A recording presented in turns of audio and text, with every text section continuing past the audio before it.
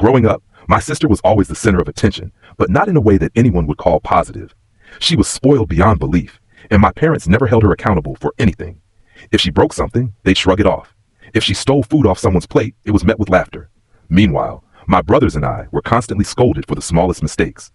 It was like living in two separate households, one where she had free rein to do whatever she wanted, and another where we were expected to follow strict rules. She had a habit of destroying our belongings, tearing up clothes, scratching the walls of our rooms, and even taking things that were important to us just because she wanted to. When we tried to confront her, she'd throw a tantrum so intense that my parents would intervene, not to discipline her, but to tell us to leave her alone. "She's just a kid," they'd say, as if that excused everything. It didn't matter how often I argued with them or pointed out how unfair it was. They refused to see the problem. The breaking point for me came on my youngest brother's birthday. He had been looking forward to the day for weeks, especially the part where he'd get to blow out the candles on his cake. For him, that was the highlight of any celebration, and you could see the excitement in his eyes. He kept glancing at the cake, waiting patiently for his moment. My sister, on the other hand, was clearly irritated. She hated that the day wasn't about her. Throughout the party, she kept trying to draw attention to herself. She'd interrupt conversations, make loud noises, and even knock over a few decorations, but no one paid her much mind, and that only seemed to make her more determined. Then came the moment my brother had been waiting for. We lit the candles, and everyone gathered around to sing "Happy Birthday." Just as he leaned forward to blow out the candles, my sister pushed past him, blew them out herself, and ran off laughing. My brother stood there, stunned, before breaking into tears. My parents? They laughed. They tried to distract the guests, brushing off what had just happened as if it were no big deal. That was the moment I snapped. I stood up and shouted at them in front of everyone, telling them how unfair it was that they always let her get away with things like this. I pointed out how their constant enabling was hurting not just my brother, but all of us. The guests were visibly uncomfortable, but I didn't care. Someone needed to say it. I grabbed a lighter, relit the candles, and made sure my brother got his moment. He blew out the candles with tears still in his eyes, but at least he got to do it. As the years went by, nothing changed. My sister remained the same spoiled, entitled person she had always been, and my parents continued to enable her behavior. My brothers and I learned to cope by leaning on each other for support. When each of them turned 18, I invited them to live with me. I told them they could stay as long as they needed while they saved up enough money to move out on their own. For the first time in years, we had peace. We didn't have to worry about our belongings being taken or destroyed.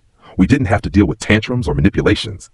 Meanwhile, my parents were left to deal with the full force of my sister's behavior on their own. My mom, in particular, would call me regularly, complaining about how difficult my sister was to handle. I'd always remind her that they had created this situation. They made their bed, and now they had to lie in it. The situation reached a new level when my sister was arrested. The details of what she did aren't important, but it was serious enough that she needed bail. My parents immediately turned to me, begging me to pay it because I was the only one in the family with enough money to do so. I didn't want to help, but they guilted me, saying that she was family and that I had a responsibility to step up. Against my better judgment, I paid her bail, thinking it would be the end of it. I couldn't have been more wrong. After I paid her bail, my sister became fixated on my financial situation. She started asking questions about my job, my savings, and how I could afford the house I lived in. At first, I thought she was just curious, but then she showed up at my house uninvited. She walked in, making herself comfortable on the couch, and started complimenting the house. "It's so big and beautiful," she said, looking around. "I can't believe you live here." Then, out of nowhere, she asked, "So when are you and your brothers moving out?" I was stunned. I asked her what she meant, and she explained that she needed the house for herself. "Now that I'm out of jail," she said, "I need to rebuild my life. I can't do that in a small apartment. People need to see that I've changed, and I need a house like this to prove it." I stared at her in disbelief, but she wasn't done.